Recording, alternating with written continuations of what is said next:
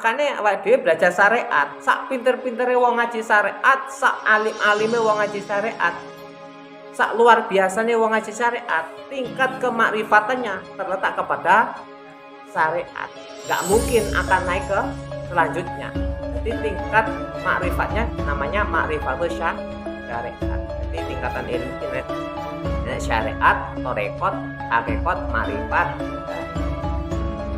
Ini tingkatan suatu ilmu. Tapi ketika kita mempelajari ilmu syariat, toh tingkatan makrifatnya ya makrifatus syariat. Dan demikian juga ketika kita ngaji tentang ilmu torekot. Nah, dari ilmu torekot, jadi mulai syariatul torekot sampai torekotul makrifat. Jadi torekotul syariat yo wiritan kuwi mau torekotul syariat, dadi sampai nak melok torekot sing basa wirid-wirid ya sampean wiritan iku minangka dadi syarate wong melok torekot. Iku wiritan iku minangka dadi syariate torekot. Terus rasa yang sampai rasakan di dalam torekot meyakini suatu mursyidnya jerene sing nyumpah sampeyan, sing baiat sampeyan yai sapa, iku mau termasuk rasa ketika kita mempelajari ilmu torekot. Nah, rasa yang ditimbulkan dari keyakinan kita melakukan atau mengikuti, merasakan daripada ilmu torekot. Jadi torekoh. Jadi perjalanannya orang torekoh di dalam rasa torekohnya. Jadi iku lah didebat karo wong syariat gak iso. Ya torekoh ya orang torekoh. Tapi letak keyakinannya, kemantepannya kepada sang mursyid yang ditujukan kepada seorang kiai atau seorang ustadz atau seorang guru besar, itu pasti ada. Rasanya ada. Lala umpama mbok salah tetep gak iso. Kenapa? Rasanya itu dia berjalan di jalan torekoh, berjalan di rasa suatu ilmu ketorekohan. Jadi orang syariat gak bisa membahas orang torekoh, gak bisa. Terus ada apa? Hakikatul torekotul hakikat. Jadi torekotul hakikat itu torekoh yang tingkatannya lebih daripada merasakan. Lebih daripada merasakan, dari yang dirasakan dari perjalanan merasakan tentang keyakinannya, tentang torekoh yang dia ikuti.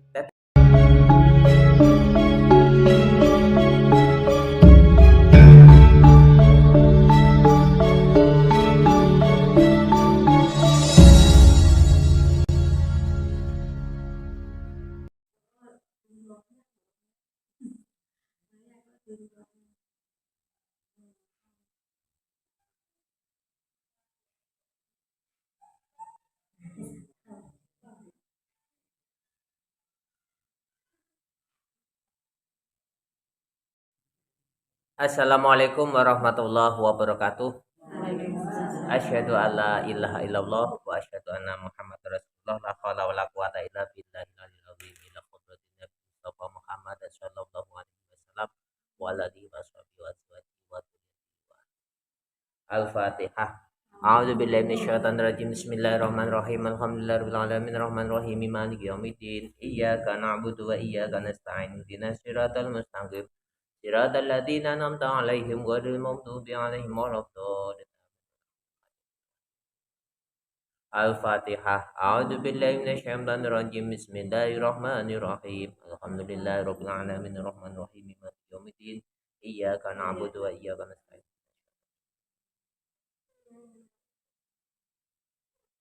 A'udzu billahi minasyaitonir rajim. Bismillahirrahmanirrahim. Alhamdulillahirabbil alamin. Allahumma shalli ala sayyidina Muhammad amma ba'du. Ngaji wainane dibahas tentang subhanalladzi asyra bi abadihi laila minal masjidil haram ilal masjidil aqsa alladzi barakna haulahu linuriyahu min ayatina innahu was-sami'ul basir. Iki guyon ya tenanan. Dadi nalikane Isra wal Mi'raj Nabi Rasulullah Nabi Muhammad sallallahu alaihi wasallam iku dilakukan pada malam hari. Jadi ning kono disaksikan adanya kegelapan malam. Kok gak dilakokne ning waktu awan iki polane apa? Apa sebabnya? Sebabnya apa? Kalau melihat ayat seperti ini, bahwasanya tempat yang bagus, waktu yang bagus untuk menghadap Allah itu pada saat malam hari. Nah, jadi Isra wal Mi'raj, Mi'raj itu dilakukan pada saat malam hari. Lah apa awan iki gak apik ngadep Gusti Allah. Ya sae mawon, tapi ana waktu sing luwih apik yaitu pada saat malam hari. Mengapa kok di sini disebut pada saat malam hari? Karena persifatan daripada malam hari itu kan dalam rangka waktu gelap. Jadi petang dedet. Jadi dalam rangka petang dedet itu mau akhirnya terjadi suatu kejadian yang namanya Isra wal Mi'raj. Apakah di situ disebut rahasia? Ya iya. Mengapa kok pada malam hari? Krono nikono termasuk bagian daripada waktu yang dirahasiakan. Waktu yang dirahasiakan. Mengapa kok dirahasiakan? Karena nikono mekur terima urusane hablu minallah. Jadi dalam diri manusia itu ada sesuatu hal yang harus dirahasiakan dan memang rahasia. Orang lain saja tidak akan pernah mengetahui apa rahasia sampean. Apa rahasiane sampean ning Gusti Allah. Makanya disebut pada saat malam hari dalam rangka waktu yang dirahasiakan. Jadi makanya pengkajian itu sifatnya ada beberapa sifat yang perlu dikaji, yaitu yang pertama ma'rifatus syariat. Jadi pengkajian ma'rifatus syariat itu pengkajian yang bagaimana? Pengkajian yang di situ membahas tentang bagaimana kita melakukan syariat.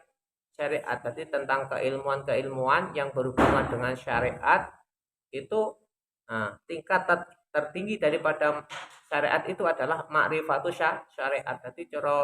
Jadi tukang ulang ngaji, tukang ceramah, umpama menungso iki mau jadi tukang memahami tentang agama, lak mulai awal iku sing ngaji ilmu syariat, iku tingkatan ilmu ini tertinggi ma'rifatus syariat. Akhir iso cerita ngene. Salat ngene, salat dhuhur ki 4 rakaat, terus salat asar ki 4 rakaat, salat subuh ki 2 rakaat. Ya kayak gitu yang diceritakan. Wah iki banyu sing suci, menyucikan, banyu yang tidak menyucikan, banyu suci yang tidak menyucikan. Ini banyu najis. Itu ilmu syariat. Terus akhirnya membahas tentang cerita-cerita, tarikh-tarikh yang sehubungan dengan peristiwa terjadinya suatu syariat.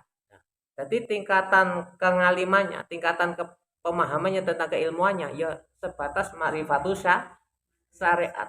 Jadi kon pindah haluan nggak bisa. Ibaratnya sampean ki mulai awal wis numpak sepeda motor, terus dikono sampai tekan baku numpak sepeda motor sampai kecong tekan numpak sampai kecong ya numpak sepeda motor. Jadi perjalanan daripada mulai dari baku ke kencong yang dirasakan adalah rasanya naik sepeda motor. Ya tak? Ya. Terus beda lagi, ada yang dari baku ke kencong jalan kaki. Mulai dari baku sampai ke kencong jalan kaki, nyampe juga ke kencong. Nah, perjalanan daripada jalan kaki dari baku ke kencong yang dirasakan adalah berjalan kaki. Itu ilmu itu seperti itu. Jadi lawe jalan kaki ku gak kati iso nerangne wong rasane numpak sepeda motor. Wong sing numpak sepeda motor ra kati iso ngrasane wong kang jalan kaki. Ono neh sing numpak pesawat. Jawa ning Kalimantan berapa jam? Apa berapa menit? Itu. Jadi perjalanan dia numpak pesawat sampai dari Jawa ke Kalimantan itu yang dirasakan adalah naik pesawat. Dia tidak akan pernah bisa merasakan orang jalan kaki dari Jawa ke Kalimantan. Cepot sikile paling ya. Dia nyabrang segoro. Nah, tidak bisa menceritakan. Orang yang ahli naik sepeda motor dari Jawa ke Kalimantan tidak akan pernah bisa menceritakan rasanya naik pesawat. Jadi sesuatu hal ilmu itu apa yang kita pahami, apa yang kita kaji, apa yang kita alami dan apa yang kita malukan, apa yang kita amalkan. Itu sesuai dengan kriteria pemahaman yang kita pahami. Jadi umpama tingkatan syariat, torekot, hakikat, makrifat itu ya tetap terletak kepada tempat yang sama. Ya, pasti syariat itu syariat, torekot itu syariat, hakikat itu syariat, makrifat itu syariat. Itu. Jadi makanya setiap orang itu cara berpikirnya berbeda-beda karena letak pemahamannya yang berbeda-beda. Mulai cilik dilairno dadi anake bule. Engko sampai tuwek ya rasane dadi bule, rakate dadi wong Jawa, ngono lho. Sampai mulai cilik dilairno wong Jawa, sampai tuwek, sampai mati, sampai tidak akan pernah merasakan jadi wong Arab. Paham enggak? Ilmu itu seperti itu. Makanya awake dhewe belajar syariat, sak pinter-pintere wong ngaji syariat, sak alim-alime wong ngaji syariat, sak luar biasanya wong ngaji syariat, tingkat kemakrifatannya terletak kepada syariat. Nggak mungkin akan naik ke selanjutnya. Jadi tingkat makrifatnya namanya makrifatus syariat. Jadi tingkatan ilmu ini syariat, torekot, hakikat, makrifat. Nah, ini tingkatan suatu ilmu. Tapi ketika kita mempelajari ilmu syariat, tingkatan makrifatnya ya makrifatus syariat. Sedemikian juga ketika kita ngaji tentang ilmu torekot. Nah, tadi ilmu torekot, dari mulai syariat atau torekot sampai torekotul makrifat. Jadi torekotul syariat yo wiritan wi mau torekotul syariat. Jadi sampai nak melok torekot sing basa wirid-wirid ya sampai wiritan iku minangka dadi syarate wong melok torekot. Iku wiritan iku minangka dadi syariate torekot. Terus rasa yang sampai rasakan di dalam torekoh meyakini suatu mursyidnya jerene sing nyumpah sampeyan sing baiat sampeyan yai sapa iku mau termasuk rasa ketika kita mempelajari ilmu torekot. Nah, rasa yang ditimbulkan dari keyakinan kita melakukan atau mengikuti merasakan daripada ilmu torekoh. Jadi torekoh. Jadi perjalanannya orang torekoh di dalam rasa torekohnya. Jadi iku lah di debat karo wong syariat gak iso. Ya torekoh ya orang torekoh. Jadi letak keyakinannya, kemantepannya kepada sang mursyid yang ditujukan kepada seorang kiai atau seorang ustadz atau seorang guru besar itu pasti ada.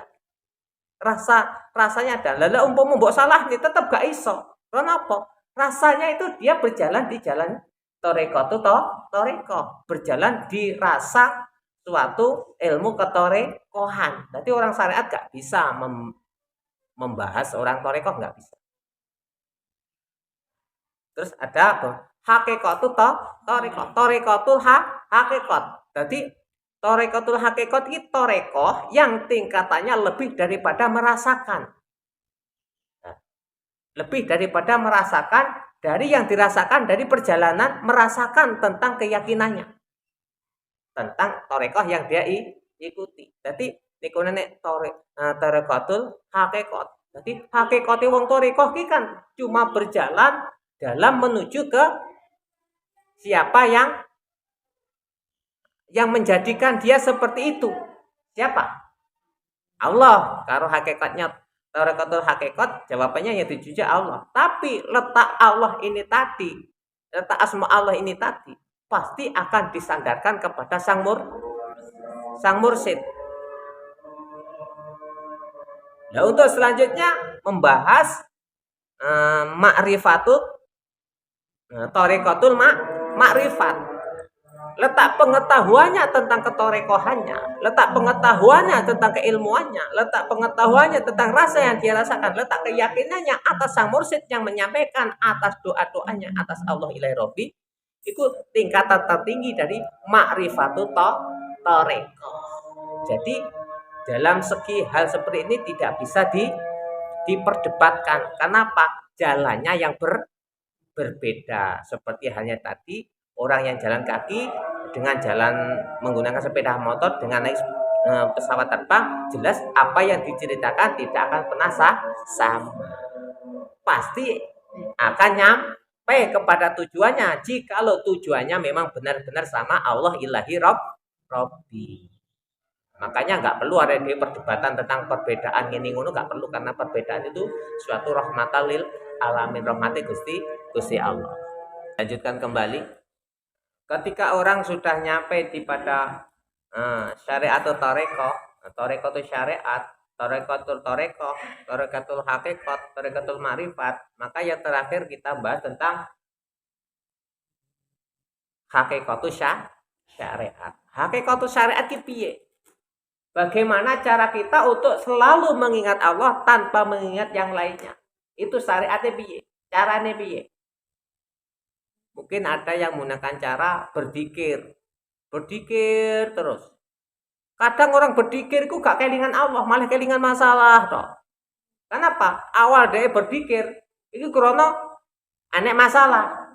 Contohnya, utangku kok wakeh, duitku kok gak enek, ra duwe apa-apa. Aku tak dikir rezekiku ben lancar, ben dikei duit karo Gusti Allah. Jadi, dia nalikane berzikir, dia tidak akan pernah mengingat Allah, dia akan mengingat masalahnya yang menjadi tumpuan awal dia melakukan suatu dikir. Akhirnya muni la ilaha illallah, la ilaha illallah, la muni la ilaha illallah. Artinya rasane ning permasalahan yang menyebabkan dia berzikir. Orang syariat atau tarekoh nggak seperti itu. Jadi orang tarekoh itu syariat nggak seperti itu. Jadi tarekoh memang permasalahannya atas ingatannya kepada Allah itu melemah. Dia merasakan bahwasanya aku kok sering ngelingi dunia atau aku kok lali karo Gusti Allah. Dia karena ingatannya pada Allah itu merasa dalam keadaan lemah atau keimanannya sudah merasa dalam keadaan lemah, maka dia melakukan dzikir karena untuk menekan sesuatu hal atas lupanya dia pada Allah. Iki. Jadi orang-orang bermasalah, bukan orang-orang yang bermasalah, jadi orang-orang yang menggunakan ilmu torekatul syariat. Jadi torekoh di dalam syariatnya itu bukan orang-orang yang bermasalah, orang yang bermasalah atas dirinya tentang hablu minallahnya.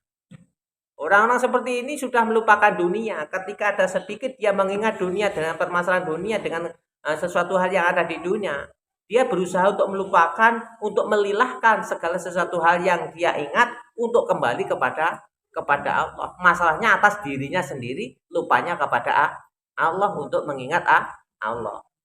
Itu jenenge ilmu sing tingkatan hakikatus syariat. Terus yang kedua,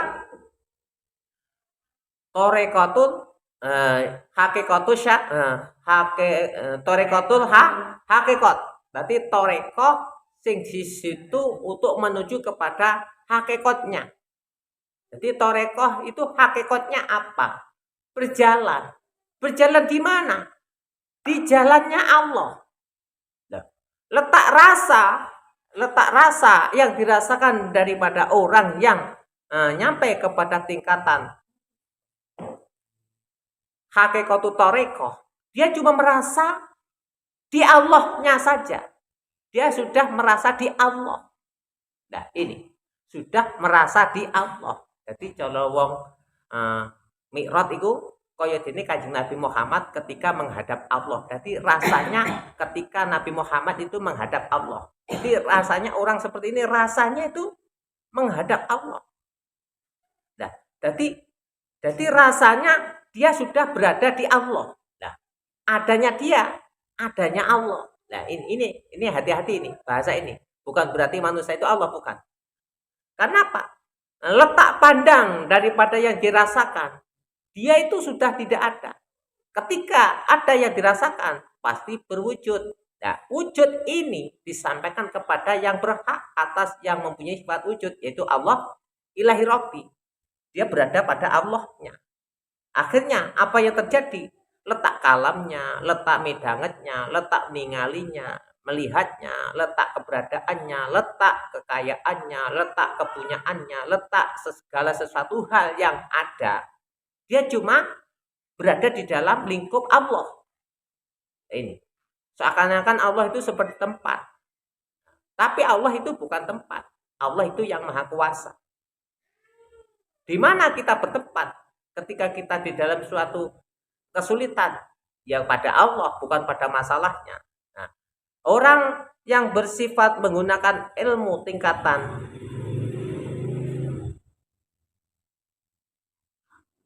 hakikatul toreko, rasanya sudah pada Allahnya. Ini. Dan selanjutnya pembahasan tentang apa itu? Hakikat.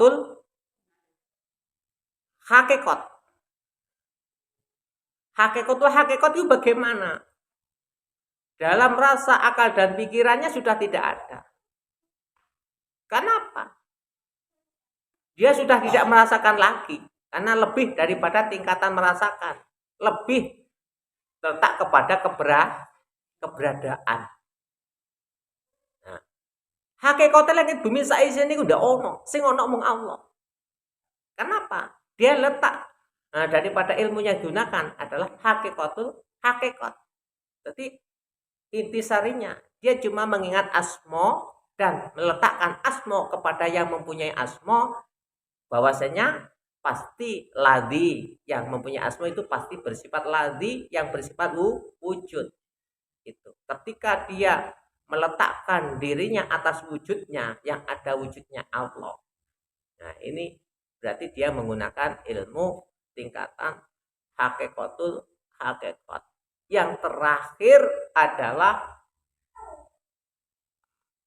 ma'rifatul hakikat atau hakikatul ma'rifat. Jadi tingkatan hakikat yang ma'rifat adalah kesaksiannya dan yang disaksikan, yang ada yang kuasa menjadikan saksi dan menyaksikan, dan kuasa disaksikan adalah yang menjadikan keberadaan yang sesuatu hal bersifat diperadakan. Jadi maksudnya bagaimana? Gini loh.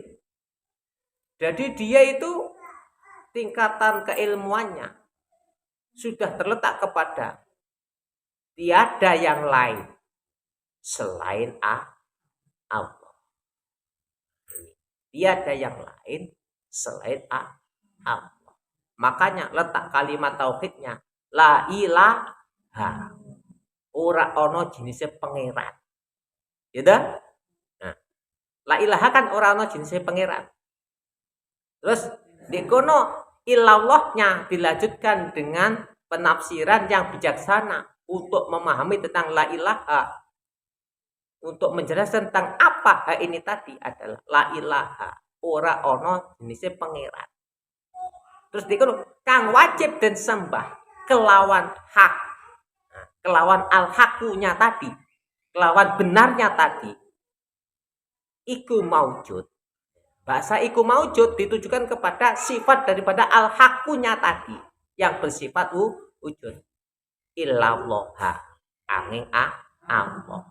Bahasa Allah kita kembali kepada letak syariat yang awal, yang namanya syariatul syariat, torekotul syariat, hakikatul syariat, ma'rifatul hakikat atau ma'rifatul syariat.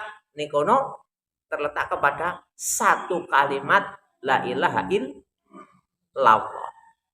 Allahnya tadi itu kembali kepada syariat yang awal. Karena Allah itu asma, Allah itu sebuah nama yang ditujukan kepada tujuan kita tadi ketika melakukan perjalanan yang berbeda dengan satu tujuan yang sama, yaitu lillah. Akhirnya di Al-Quran ada ayat innalillahi wa inna ilaihi rajiun. Rajiunnya kita kembali kepada Allah. Makanya di dalam melakukan suatu kegiatan keseharian kita tidak perlu terlalu kaku, tidak perlu terlalu membenarkan diri sendiri, tidak perlu. Kita berjalan seperti halnya jalan, seperti Allah menjadikan kita seperti apa, dan kita berjalan sesuai dengan kemampuan yang diberikan oleh Allah atas kita. pokoknya satu, jangan sampai lupa kepada yang menjadikan kita. Jangan sampai lupa kepada Allah. Kayaknya cukup. Muga-muga awake dhewe luwih bijaksana di dalam melakukan suatu kegiatan keseharian. Jangan mudah terprovokasi dengan suatu keadaan karena perbedaan adalah suatu kerahmatan. Kayaknya cukup. Usikum wa nafsi bittaqullah. Wassalamualaikum warahmatullahi wabarakatuh.